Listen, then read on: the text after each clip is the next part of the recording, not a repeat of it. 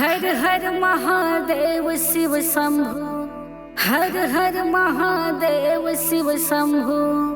प्रेम से बोलो शंकर भगवान माँ पार्वती की जय, संग में कार्तिक गणेश की जय। प्रेम से बोला ये सुगनमा सुगनमा, 33 कोटि देवी देवता और सच्चे दरबार की जय। हम अनिता शिवानी समस्त गुरु भैया गुरु बहन लोग के हाथ जोड़ के प्रणाम करतनी। आई रउआ सबके बीच में एगो अंतिम चेतावनी शिव चर्चा गीत लेके आइल बानी। ये गीत रउआ सब शुरू से अंत तक जरूर सुना। यदि पसंद आई ये गीत में ही बा और ये गीत के माध्यम से ही हमने के समझे के बा कि जौनी मानुष जौन जीवन मिलल बा ये बहुत अनमोल बा। ये जिंदगी के साथ केहू के खिलवाड़ ना करे के चाहे, काहे से के ये जौन मानुष जीवन बा ये बार बार ना मिलेला। हर केहू के एक ही बार जीवन मिलेला और जीवन के साथ खिलवाड़ ना करे के चाहे, काहे से के ये मनुष्य जीवन बा ये बहुत अनमोल बा। ये जीवन में भक्ति भजन आनंद से सब केहू के जिए के अधिकार बा, लेकिन अधिकार जौन बा तौनी माया के जाल में आके लोग भुला जाता।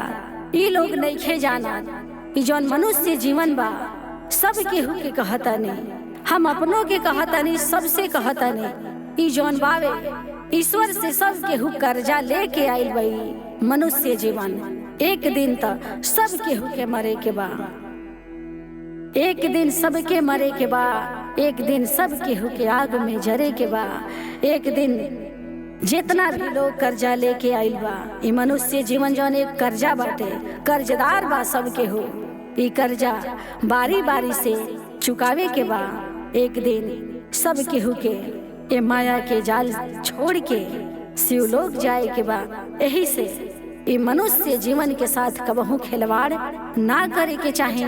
भगवान से भक्ति स्नेह लगावे के चाहे, केहू से कबहू कठोर शब्द ना बोले के चाहे, काहे से के मीठा बोला तेदी भले मंदिर में भले रहुआ अगरबत्ती बारी, चाहे भगवान से दर्शन करी चाहे ना करी, यदि केहू से रहुआ मीठ बोलता नहीं, स्नेह पूर्वक बोलता नहीं, प्रेम से बोलता नहीं, वही में भक्ति बा, उहे भक्ति है। यदि हम भक्ति करे जाता नहीं, रास्ता में केहू रहुआ प्यासा खड़ा बा, यदि रहुआ से कुछ सहयोगे मांगता, यदि रहुआ ओकरा के सहयोग ना कइने डायरेक्ट रहुआ कहत नहीं कि ना हमरा पूजा करे जाए के बा, हम तो पूजा खातिर निकलल बानी, हिनकरा के काहे के हम सहयोग करी, ई नहीं खे बा।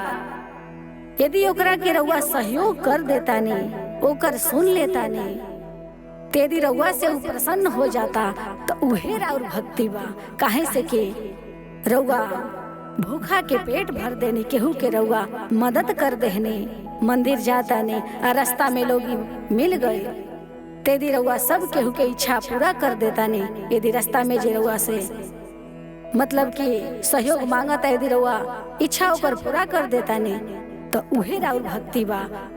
वही पर रहुआ पे भगवान प्रसन्न हो जाए। तो सही कल गई बा कि मनुष्य जीवन के साथ कबहू खिलवाड़ ना करे के चाहे।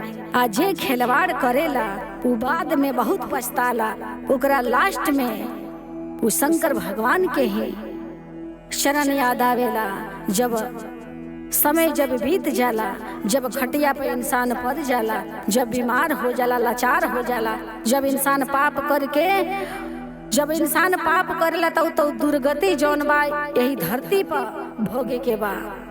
जितना भी कुछ भोगे के बा यही धरती पर भोगे के बा।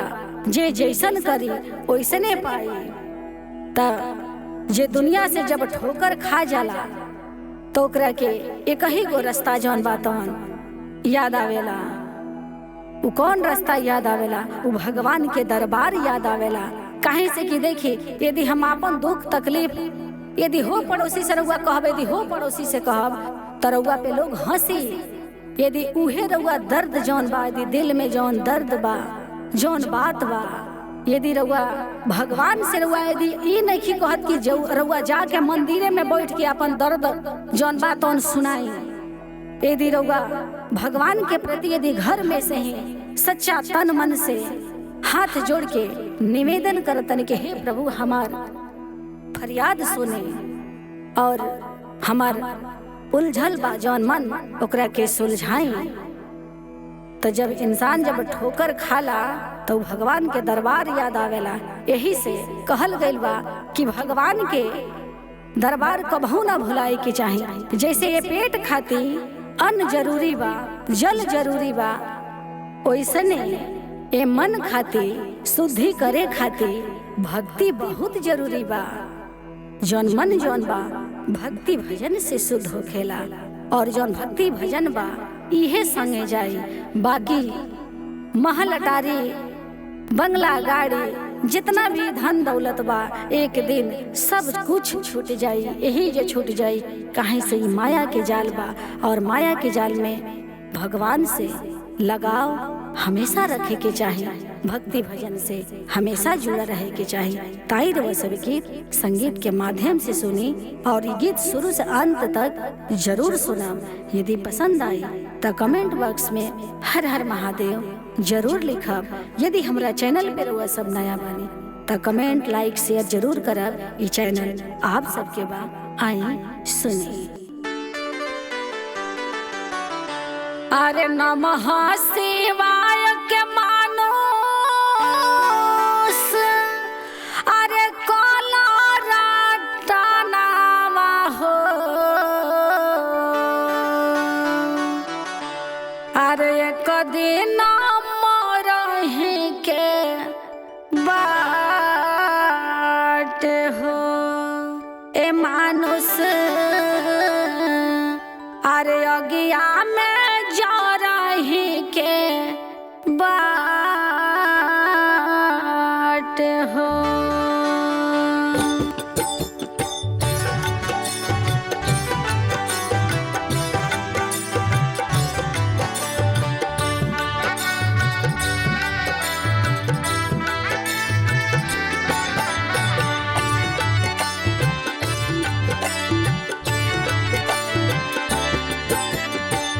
नमः शिवाय के मानुस काला रटनावा हो।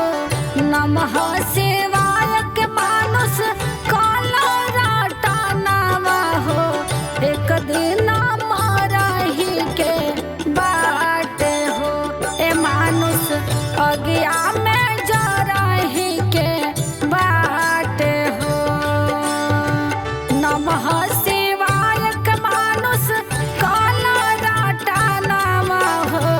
नमः शिवाय के मानुस काला रटनावा हो।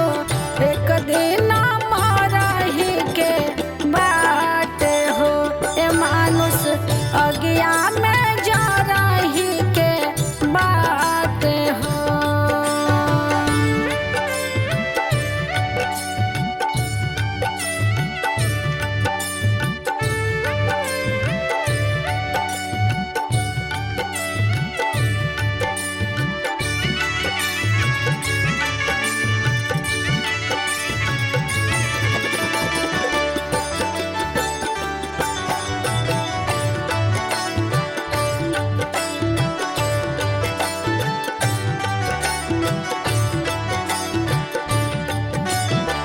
भक्ति में कहियो नाला गवला तू मानावा, बोलला कठोर बचनावा।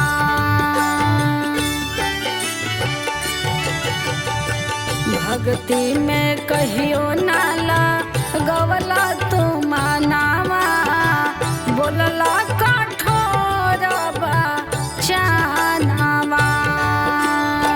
पाछ पछतैबा मानुस आई जब का पारावा हो। पाछ पछतैबा मानुस आई जब का पारावा हो। लोरवाई ढरही के बा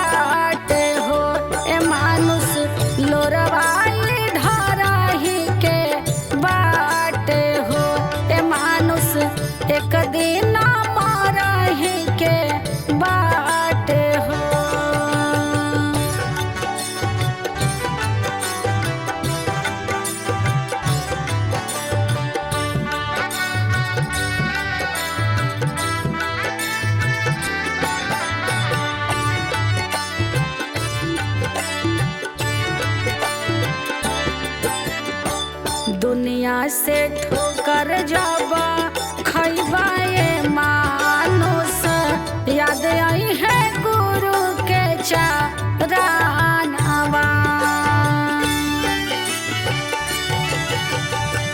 दुनिया से ठोकर जब खैबा ये मानुष याद आई गुरु के चरणवा।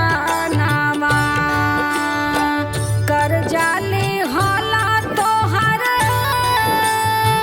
माया के परानावा हो। कर जाली होला तोहर माया के परानावा हो।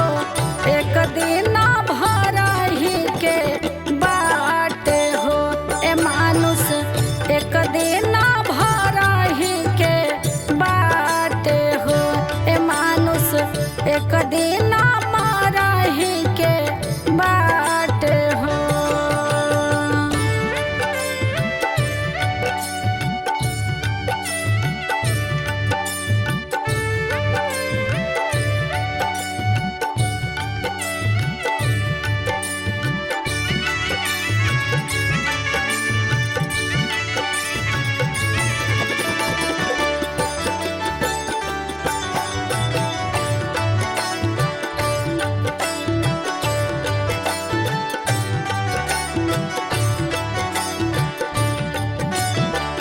गुरुओं के गुरु सिवा गुरु कहाले।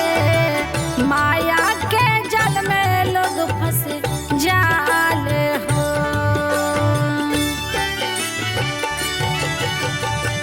गुरुओं के गुरु सिवा गुरु कहाले।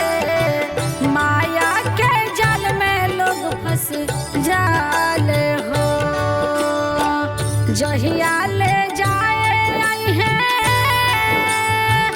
तो हिया मधुतावा हो।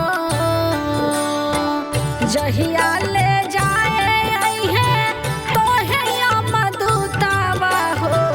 ओही दिन ता जावाही के बाटे हो ए मानुष, ओही दिन ता जावाही के बाटे हो ए मानुष, एक दिन मरही के बाट हो।